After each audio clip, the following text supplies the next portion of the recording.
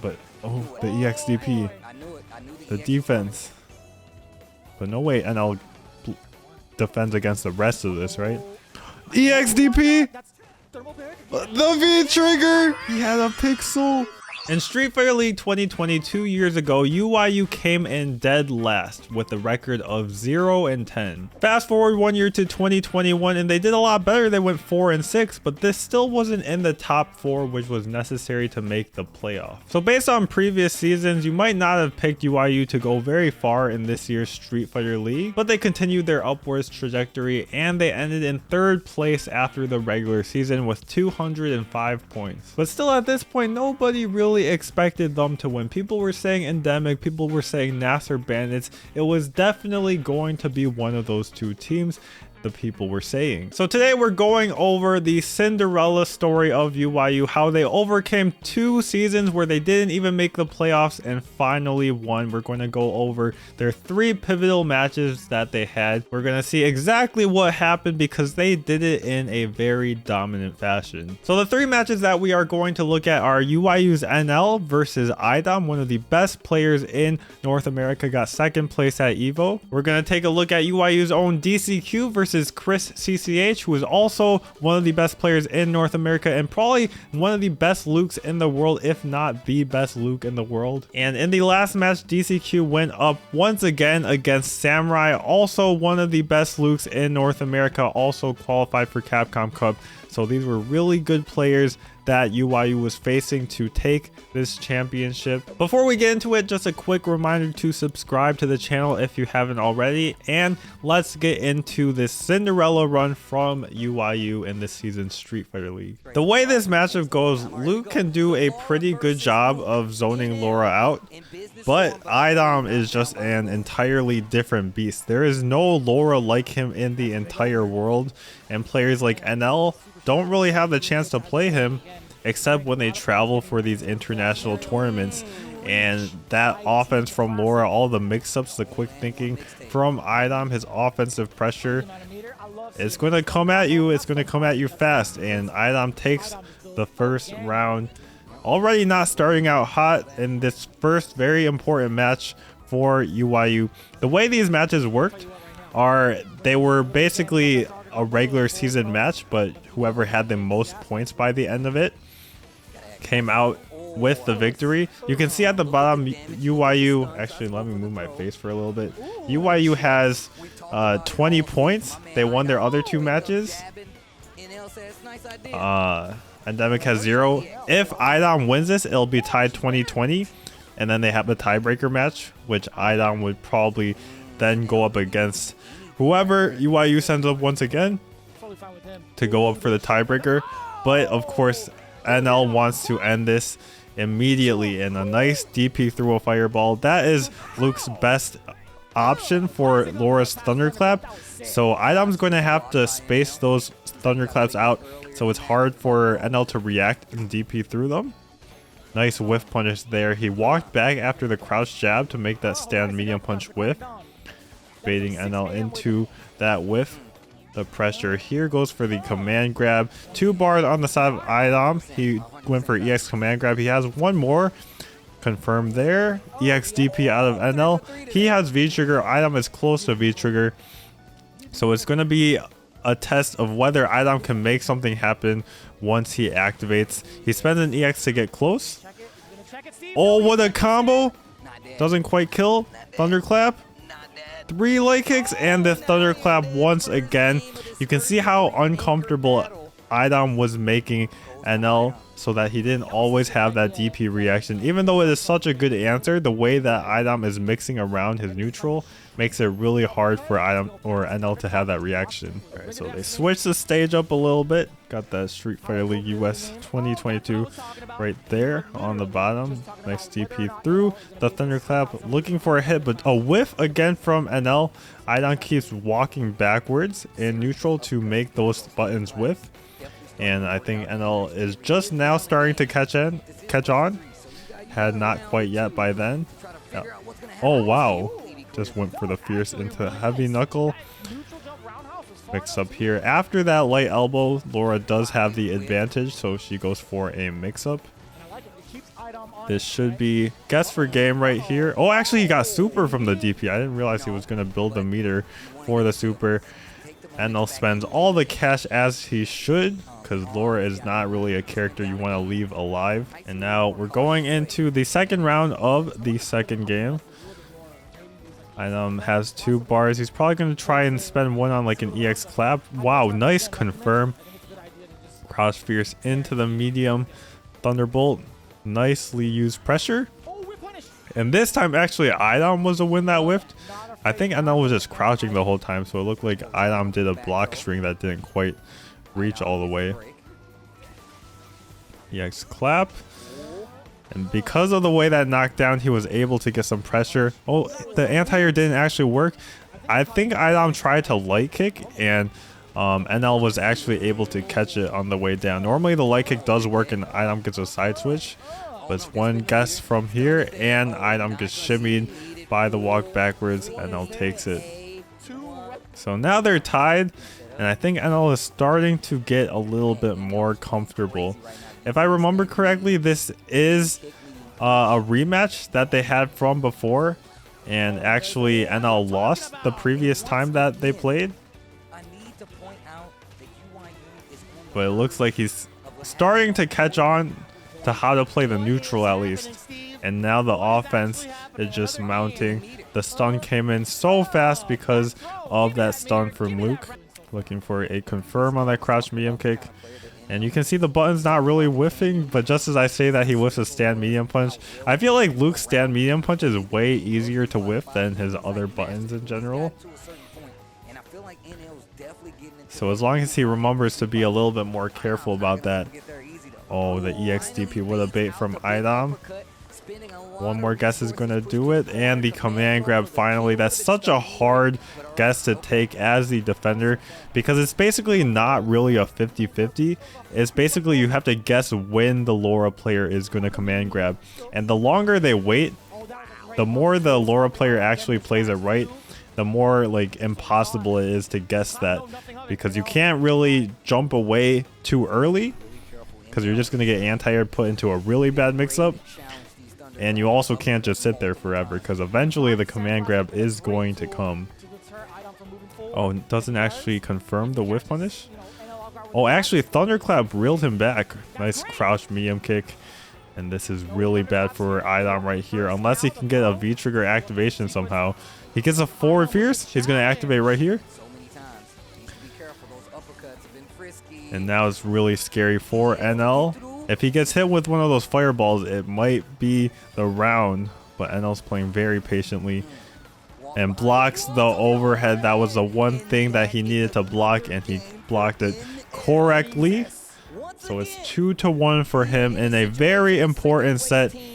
If Idom loses this, they are eliminated. Even though they played the entire regular season and got second place with all of those wins, I think they were 7-3. If I remember correctly, or at least they had like quite a lot of points. But you know, all those wins that Idom had to get for his team, but the way the format of the season kind of worked, you gotta win right here, right now. And I think NL is feeling it at the moment. Confirms the medium punch. That one was easier to confirm because he saw the thunderclap come out, so you just might as well press the medium punch. If it doesn't actually hit, then you're just gonna get comboed anyway, so might as well confirm it. Nice combo. Knew that was plus enough for the stand fierce. And the reset, is that going to kill? You might not think so, but Laura does a lot of damage. Okay, it's not going to quite kill. One more guess. V-shift. Oh, anti-air. But, oh, the EXDP. The defense. But no way NL defends against the rest of this, right? EXDP! The V-trigger! He had a pixel!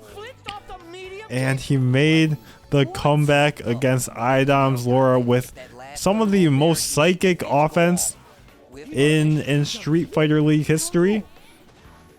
Some of the most explosive strings. But NL found the 2 correct times to EXDP, and then found, oh, nice whip punish. He found a string with a V-trigger, or a block, I should say. Oh, punish? Oh no, I'm shaking. He can feel the pressure of the situation, I think. Because it's not just himself he's playing for, it's the rest of his team. He also doesn't really like Luke. Oh no, he just activated. NL has 2 more V-triggers. And what a whiff punish. You saw him stutter a little bit forward, a little bit back. And NL wins this match against Endemic, qualifying them for the grand finals. And the grand finals were not actually against Nasser X Bandits, but they were actually upset by CLG. So this is a team, it says TSM on Chris's jersey, but Chris is representing CLG as a team. So we're going straight into the next match. Basically, the way the grand finals worked is that it was a 2 out of 3. So what we're seeing here is the first set. And for the first set, this is also the deciding match. You see it's tied 10-10 right here. So whoever wins this wins the first set. And previously, I think DCQ beat Chris 3-0. Oh, what a cross-cut. Crouching fierce. DCQ, I think, is the only Urian player I've seen do that crosscut crouching fierce, because it's not a thing where you can just do the crouching fierce at every range. What he's doing is as soon as he sees you jumping over, he's walking under you to get at the right range where the tip of the crouching fierce can hit you and it can actually anti-air and he won't get hit. So it requires amazing reactions to be able to move that quickly to actually get that anti-air. It's not as simple as just pressing the crouch fierce button. Gets the whiff punish right there with the stand medium punch activation station. Looking for a fireball because then he can do his V triggers. The bing bing bing. Oh, this is the stand medium punch. DCQ is about to get Aegis, so this is really hard for Chris at the moment because he kind of needs a hit without spending an EX first, and then he wants to try and kill with a... And this is why DCQ has been carrying UYU. Him and NL have been doing the heavy lifting on his team, but DCQ especially has come in clutch so many times because he is maybe the best Urian player in the world. So off of that tackle whiff punish against the Sandblaster, he is up 1-0. Very important game right here, or set I should say. He's up 1-0. Nice whiff punish once again. That's a thing I've noticed out of Urian players, the good ones that have risen out recently. The way they use crouching medium punch in footsies is so good. I feel like Urian players didn't used to use that button as much. But for some reason, since we like switched to PC, they use it a lot more because it's 0 on block and it pushes you out of range. So it actually sets up a really good spacing for them to whiff punish if you whiff something. And also it's not actually at a disadvantage. So it's not that bad of a button, even up close too much. Suppressor gets extra range when Luke's back is to the corner. So that's why Chris did it right there to activate. It's one of Luke's farthest reaching things to do when he's in the corner. And Chris is looking good to take this round if he guesses correctly against the Aegis, which he seems to be doing. EXDP. EX tackle. And the crouch light kick, he knew exactly what to do against the mirror. Most characters have something that can go through the mirror and like trade if the Urian player is not blocking. And there you could see the answer from Luke with the crouch light kick. Tried to go for the buffer. It was blocked. And you can see DCQ just bullying with the crouch medium punch. And he pressed it probably like 100 times this round. EX fireball. Advantage right there. He's going to get a combo right here, but it's not too much damage. DCQ does take the back throw. He didn't want to take the combo. Chris getting some pressure. B reversal out of DCQ. DCQ has 1 bar, might spend it on an EX tackle or EX knee drop. But seeing as he's not too close to the corner, okay, he does spend it. Oh, the shimmy and the crouch medium punch. 1 more V trigger use out of Chris, maybe 2 at this moment. No, not quite. And DCQ He's in the corner, but it's looking so good for him. He just needs one more little tap, and he gets it with the forward medium punch. So there's a lot of pressure on Chris in this moment, because he's played in the anchor match so many times for his team, and it's a 1-0 situation, and these are kind of the most important games when you're in this kind of a scenario, because it's the difference between a 2-0 and a 1-1. Can you tie it up, or will you be put at a severe disadvantage? Right now, DCQ just has such a big health lead. The way he's controlling neutral with his buttons, Urian has those really long reaching buttons. Chris does have the fireball with Luke, but it's just the buttons are finding their mark right now. And DCQ does have Aegis, so this is going to be a really scary situation for Chris once DCQ decides to activate. I think DCQ is waiting for the super, because once he gets a super, it's one throw and then into super, and it makes the Aegis that much scarier, because even the throw leads to death. Not even a hit, a throw bounces you off the mirror, goes into the critical art. Alright, so 2-0 for DCQ. This is a position that UYU has never been in up to this point. They are in the lead in the league. They are the ones to beat in this scenario. They have the advantage. And it's actually Chris fighting from behind against UYU.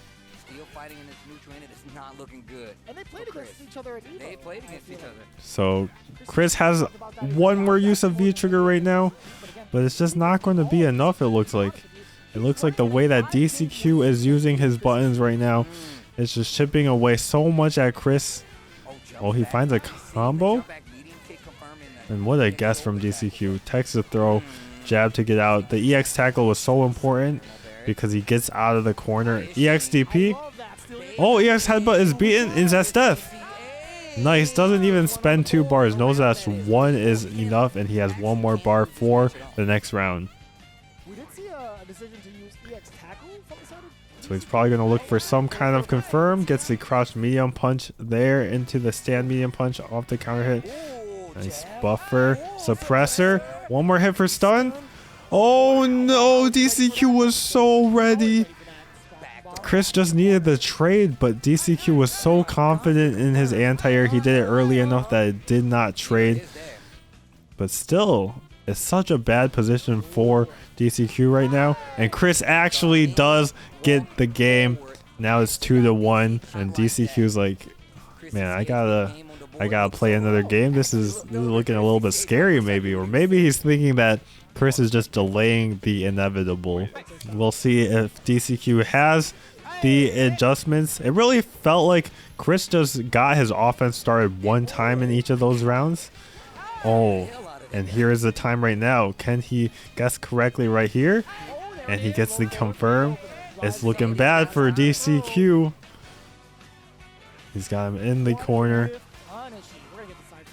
And the Aegis is so scary though. Oh no, he thought that would combo. And that might be the mistake that cost Chris the... Oh, the EXDP. And he's dead. That was definitely a risky EXDP. And DCQ definitely punished it to the maximum. And now he's on match point against Chris CCH.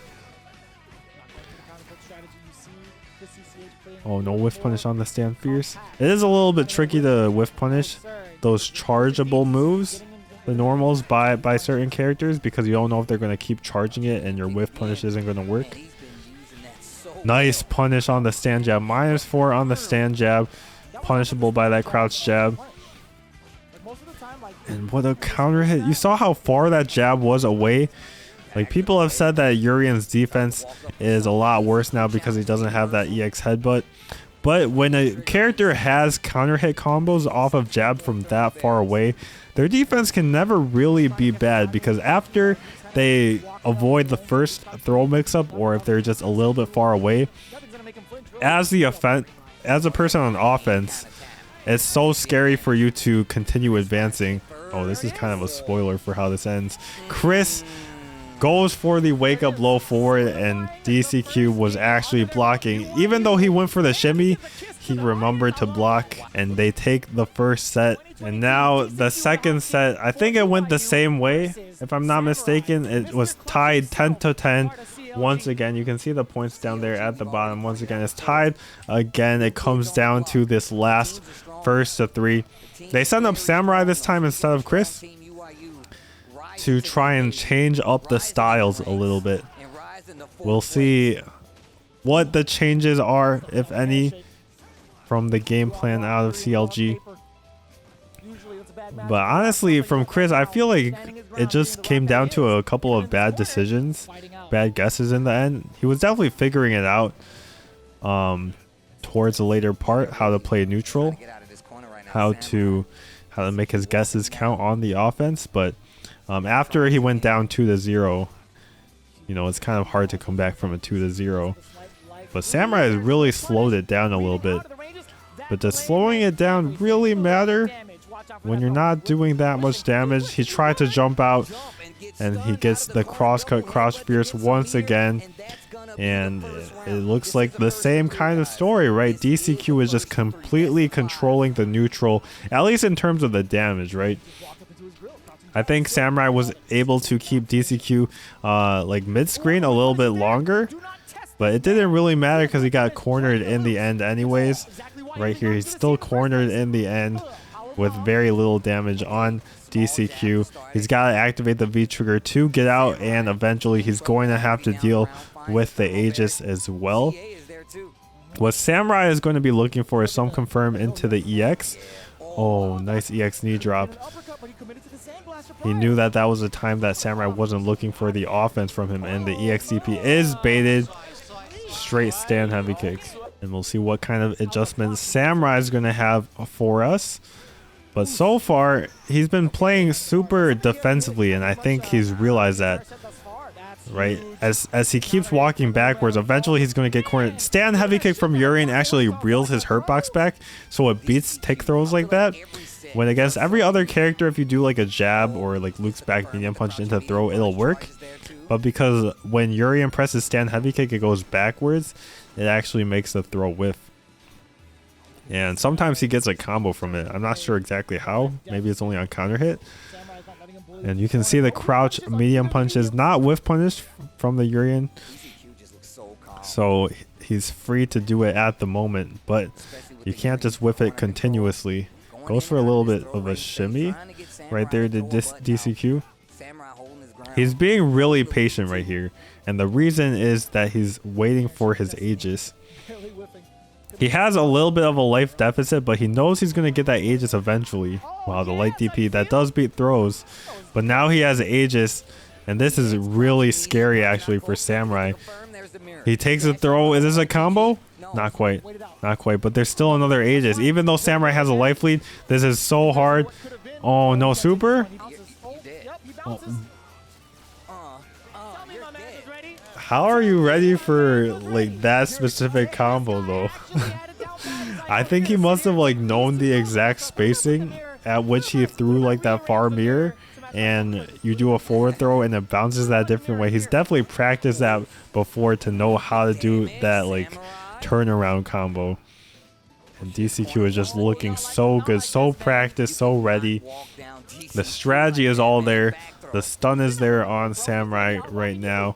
It's going down. DCQ didn't want to overextend. You don't want to give Luke a chance in this situation because he has such a big life lead. If he started pressing buttons, trying to get the stun too actively, it would open him up to possibly getting cornered by the Luke. So he didn't want that. Now he has the Aegis, and he's going to try and close it out right here. Has one more. Goes for the throw. He's going to throw it. Oh, the EX tackle. Oh. EX. Ooh, chop. And the crouch BM kick. Samurai did have super, so that's why I think DCQ felt like he had to really press buttons there and not just back up. Because if you play too defensively in that situation, Samurai's going to eventually find enough throws or find the hit, but if you press the button to avoid him getting close, you can see what happened. And straight jump. DCQ's trying to end this. He dropped his combo though, but he had the right read, and you can see how confident he is feeling, because this is just a second set. He still has another set to work with if they lose this. But it doesn't seem like he's going to lose this, because he's up 2-0 once again against the Luke from Team CLG. Samurai is playing the neutral a lot better right now than he was the first game and a half, I think. But eventually DCQ still finds the corner. I think Samurai may have backdashed a little bit too much there. He finds the activation, and he's going to have to defend. Oh, I thought he was going to land on that fireball. DCQ is going to get the Aegis eventually. Samurai's really trying to play around the Aegis, I feel like. He sees that DCQ is close to it, but eventually he's going to have to hit him, and he's going to have to deal with that Aegis. So he's trying to like find a really big hit, I think, to maximize that. But right now Urian's about to get it. Samurai does have an EX, but it's the crouch medium kicks, the stand medium kicks, the stand medium punches, all those really long buttons. But okay, this is a possibility for Samurai, but DCQ still has the health lead. You only have 10. No, Samurai! And he doesn't spend the meter because he knows Samurai cannot get close. That is a mirror that you just can't pass by. DCQ just teabagging to assert his dominance because he knows that Samurai couldn't do anything, and he's at match point right now with full meter. He could have spent the meter, but he knew exactly the position that he was in. There was no way for him to lose the round. Sometimes people will be like to spend the cash, but if there's no reason for you to spend the cash, you don't have to. He does find the counter hit, but DCQ, he's been looking so dominant. 2 EXs spent, and look at all that damage. Samurai with only half a health bar, probably the last half of a health bar in the tournament he'll have. He has a V trigger, he has a super. Can he find a hit? Can he find his way past these long Urian normals? He's trying to find that hit confirm into the stand medium kick, perhaps. He's trying to find a little bit of chip damage with that fireball. Oh no, he just got hit. Oh, punish! I would have loved to see a stand fierce. That would have been so much damage. But right now it's even in life, and you're going to have to guess right now. Oh my goodness. Another one. Oh, another one. What a series from DCQ.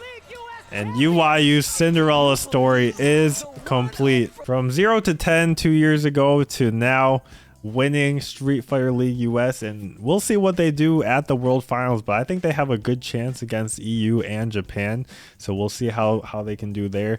But man, it is actually a very crazy story, especially for Oil King, who has been on UYU the whole time. Anyways, that's going to be it for the video. If you liked it, make sure to like and comment down below what you thought of it. Leave a subscribe down there, hit that red subscribe button if you watch this channel, because it helps the channel out a lot actually. And I will see you in the next one. We're definitely going to have a lot of Capcom Cup videos as well, so if you're into that, make sure to subscribe. I will see you in the next one.